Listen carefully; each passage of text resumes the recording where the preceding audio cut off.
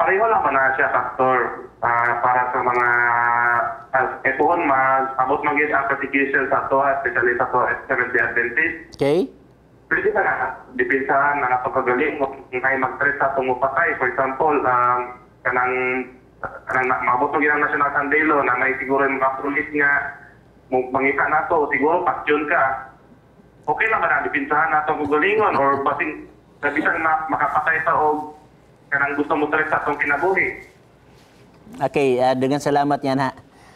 Ikson, mahitungod yan ang mga punto ang Adventista na andam na. Ang Adventista nakabalo na sa iyang buhaton. O labaw sa tanan ang Adventista na hibalo, nga mao na ni pagbubo sa katapusang ulan. Kabalota kung asa na tadalon ana sa Dios.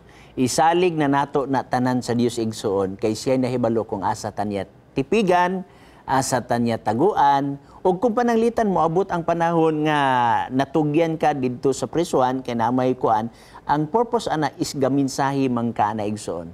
So wala na siyang hunahuna ng mga butanga kay kita nagasalig naman niya ng panahon na sa balaang espiritu.